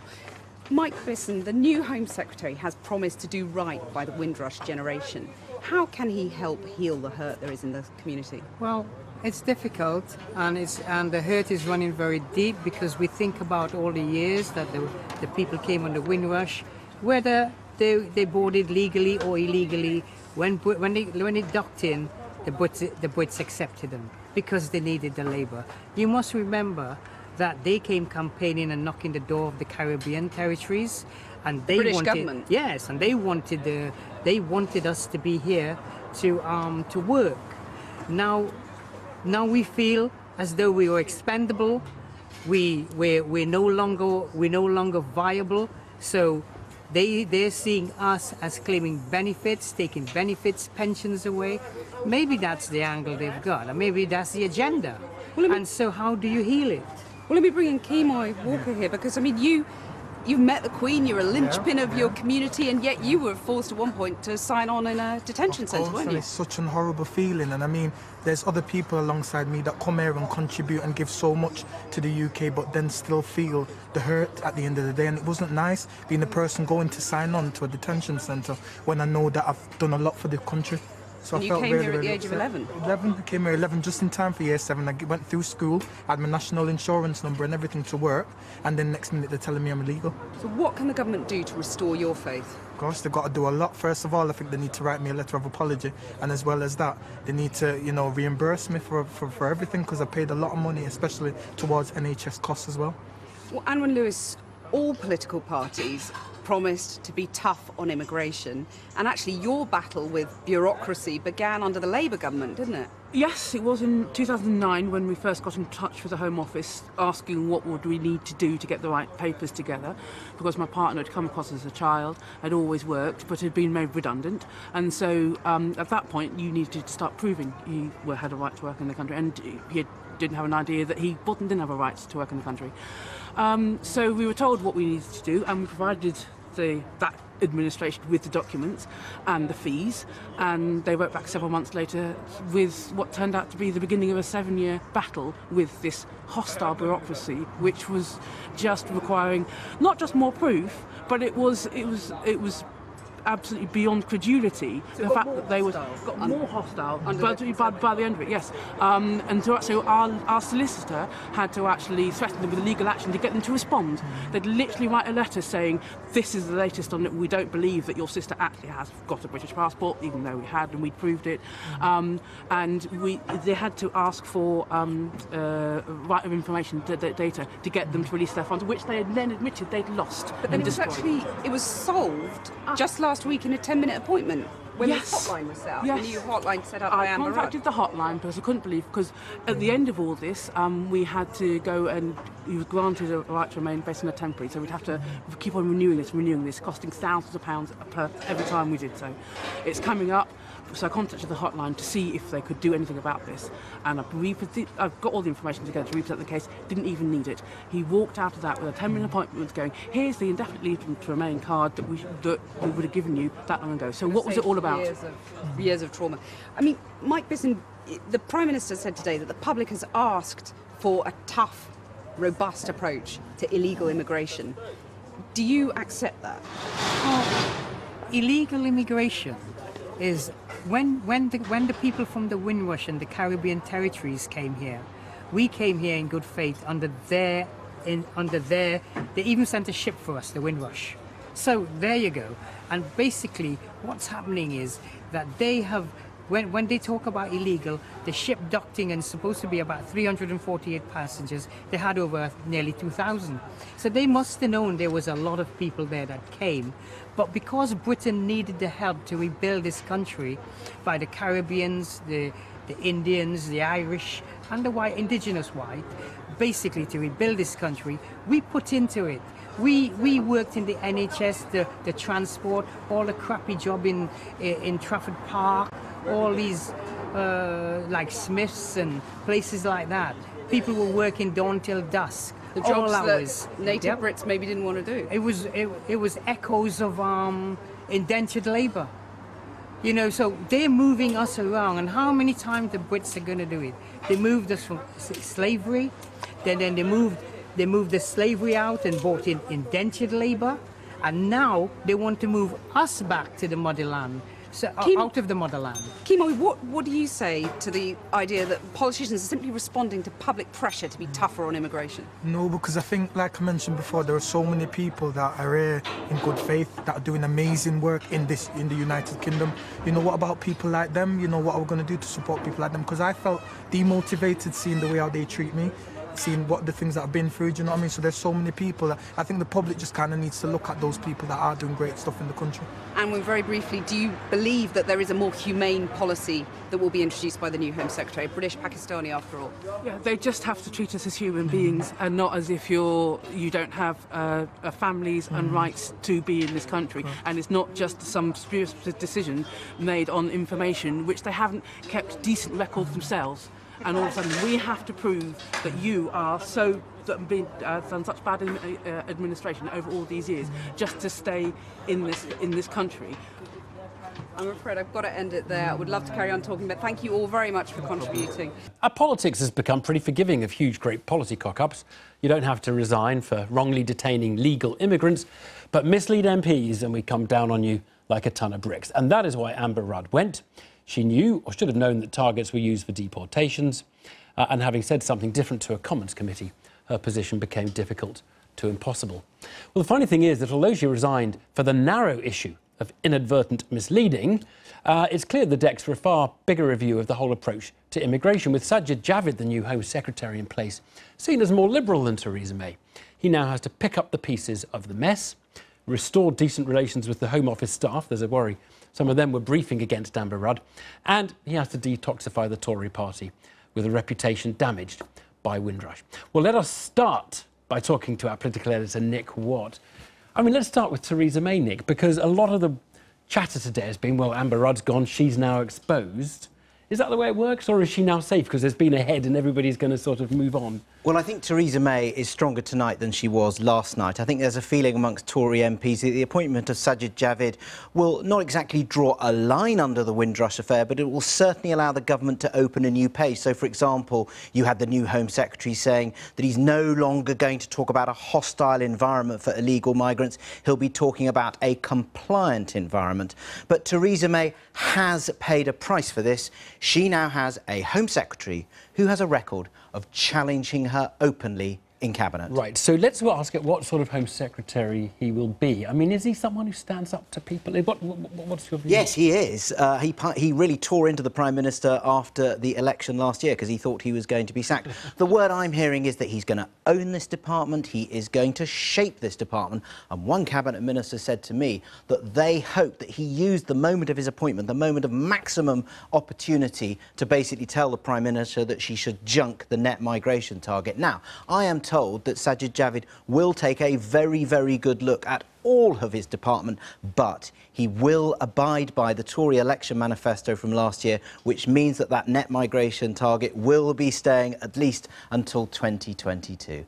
So today, I've been looking at the really tricky challenges he will be facing. On the 4th of June, 1964, my parents came to this country. I'm proud to say that they were immigrants. They had almost no money, but they longed for a better life for me and my brothers.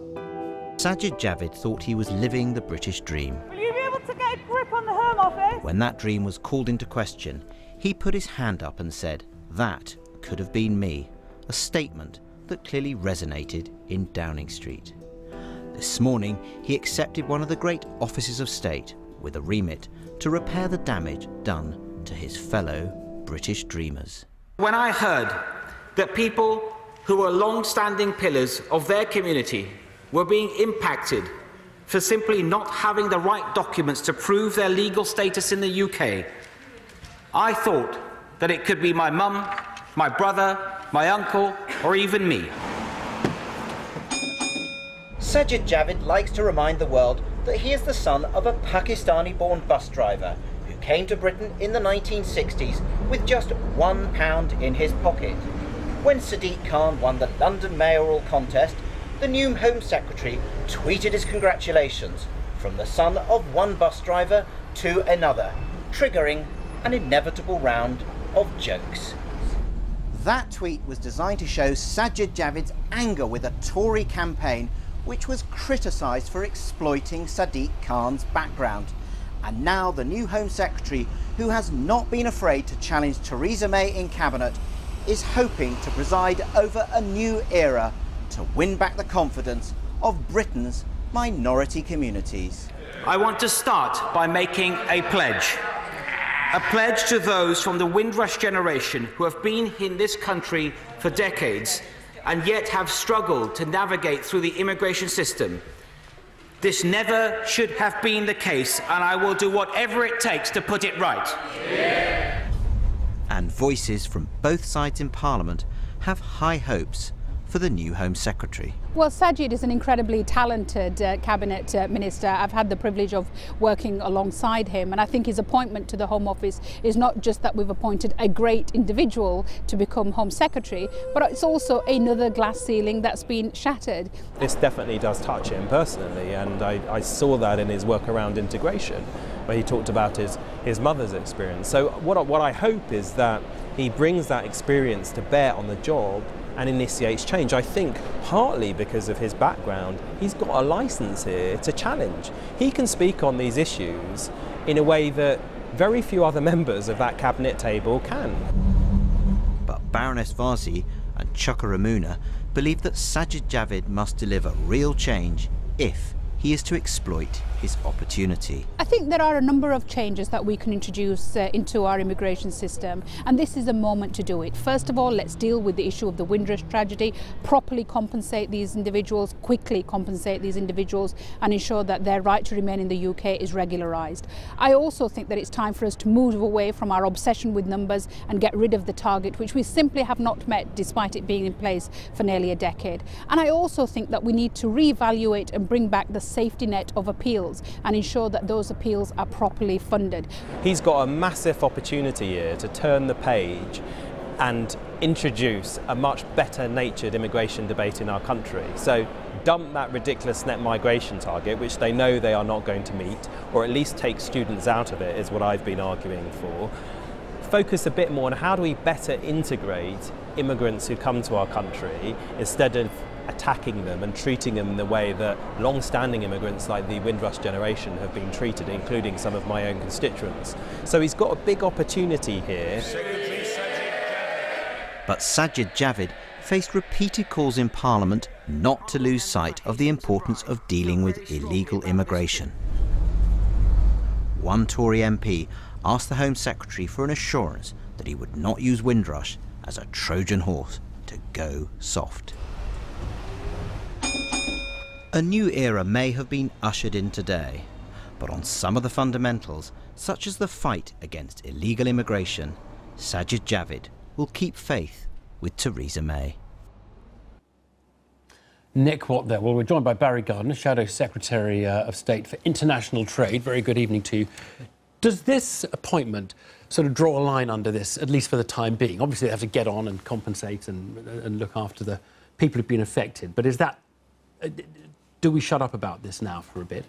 No, I don't think we do, because this is one aspect of where the Home Office is dysfunctional.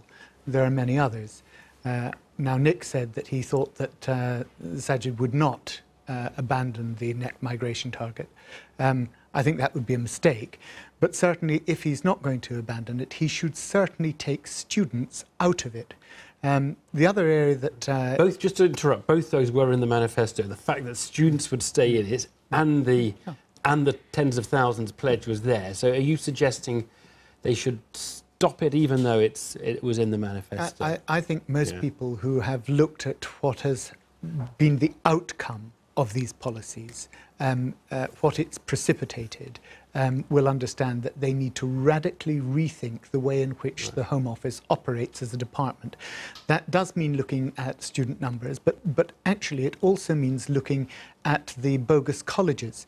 We are treating as immigration evaders students who have come to this country whose college was certified, but the Home Office then deregisters it, and they give them 60 days then to pay new fees and find another college. These are people who've been defrauded by our system, and yet the Home Office then treats them, if they overstay by a day, treats them as if they are the criminal. So, so there's a whole culture here that needs to change. Are you getting ready? This is very interesting. Are you getting ready to, if you like, open a new chapter? We've looked at the Windrush cases.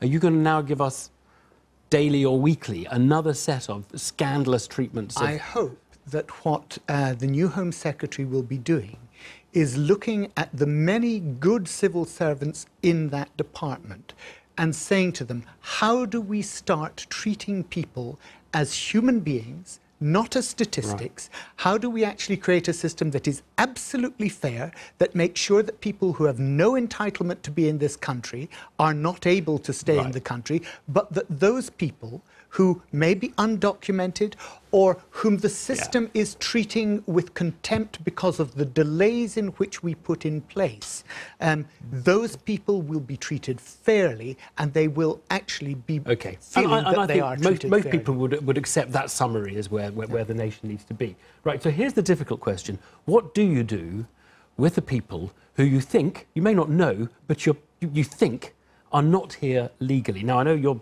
Shadow Home Secretary, Diane Abbott, had real problems answering this morning. What do you do? Particularly if they've been here maybe 10 years without documents and you don't think they should ever have come. Well, what would you do? Would you deport? Would you give an amnesty? Or what do you do? Look, successive governments have given amnesties. I'm not advocating that, but in fact, that is something that has been done from time to time. But I think what we need to do is, obviously, you need to try and have a system that can establish who is here legally. The trouble with the Home Office... So you would support an ID card or something like that? Well, it was a policy which the Labour Party had in 2009.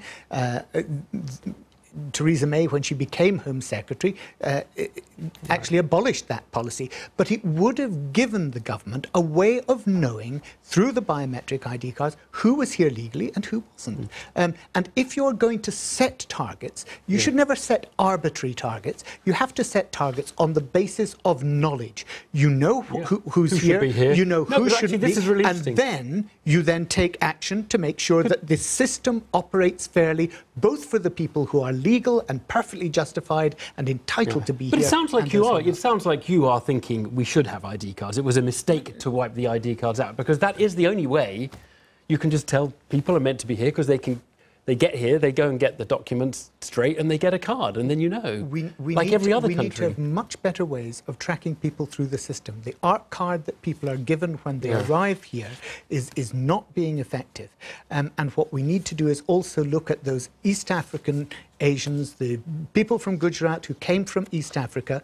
They have been here now for many, many years, for 40, 50 years in some cases, and some of them came as British overseas citizens as well. Thank you very much, Barry Gardiner, thanks. Well, Sir Oliver Letwin, former Cabinet Office Minister, Conservative Minister, joins us from Westminster. A very good evening to you. Good evening. Can I just very quickly start you on ID card? I mean, because a lot of people have said the only way to properly find out who is meant to be here is to have a register of the people who are meant to be here. And when you arrive, if if your status is in doubt, you either get a card or don't get a card, and everybody's sort of knows where they are.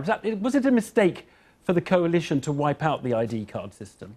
Well, they have said what you're saying, Evan, but I mean, incidentally, I don't think it's a particularly good idea to invent policy at sort of 10:30 at night on Newsnight. But actually, the very same problems would arise, because what we're dealing with here is the question of who is entitled to be here. And whatever the problems are in ascertaining that would arise in relation to the ID cards as well. So actually what we need here is a change in the culture of the implementation of policy. I think we're all agreed that there have to be immigration controls. We all agree they have to be enforced. We all agree they have to be enforced fairly. The issue here is whether they're also enforced with common sense and humanity, so that if it's clear, in fact, to any ordinary human being that someone has been here for 40 years, you don't start with the assumption that they're here illegally. So I just wanted to be check. You want to change in the language and the tone, yes, but it's more than just a change in the language and the tone. It's the way you interact with somebody. Yeah. At the moment, you're assuming they're guilty and you're treating them as toughly as you can, but you might want to treat them more like as somebody you're cooperating with. Is that what you're saying? Yes. I mean, for about 20 years I've been an MP, and throughout changing, I know it's all said that it's just recent, but it isn't. For about 20 years I've been dealing, as I suspect 650 other MPs have been dealing, with cases of people who manifestly are British. And you get the case, you see the person at your surgery, and you say, how on earth could the Home Office possibly reach that decision about them? And then you pursue it, and of course we have a system of immigration tribunals and courts and so on, and eventually it gets sorted out. But it shouldn't have to be, because if some common sense and humanity should be applied to it. But I think there is a more fundamental point underneath this, and I very much agree with what both Saida and Chuka were saying earlier in your programme. Underneath this, there's an issue of values. I mean, I admit freely that I have a vested interest in this, in the sense that my grandparents were refugees, my parents migrated to this country. But, you know, I genuinely believe that Britain has, over centuries, hugely benefited from migration. I think a great part of our society has benefited from migration, but also a great part of our economy. And we, all of us, I'm part of the guilty parties actually, all of us over the past 20, 30 years in British politics have underplayed the advantages to our country of migration, so the argument has become unbalanced. Yes, we need migration controls, but we also need to recognise the value of migration, and we need therefore the attitude that broadly you're innocent until proved guilty, not vice versa. Well, you raise a sort of interesting dilemma for politicians who wouldn't put themselves in the populist camp, let's call them centrist politicians. I mean, if you face a kind of what you perceive as a public anger about an issue, maybe uncontrolled immigration, do you fight that, or do you yield to it? Do you say, look, we'll be a little bit UKIP, or do you say, we'll fight UKIP? And in a way, you're saying the politicians were too weak and they should have fought rather than trying to chase a little bit of that. Is that what you're saying? Yeah, that's exactly what I'm saying. I think, and this was as true of Tony Blair and his government as been true since, I think we all were too scared of, you know, as you say, UKIP and its allies. And we didn't make the case nearly strongly enough for the value of migration. I think we paid for that, incidentally, in the Brexit vote, but I think we paid for it in other ways, and now we're paying for it this way. And actually, we really have to change the sense of the values of this thing to get back a sense of balance. And I thought that was very, very encouraging in how Saj presented the whole thing today. And then we need to change the culture of enforcement in a way that's parallel with that. And then actually the underlying policies, the rules, which I think are perfectly reasonable, can be enforced in a reasonable and humane way. And we can actually have a much more balanced approach to all of this. Sir Oliver Lowe, thanks very much indeed. Thank you. Thanks.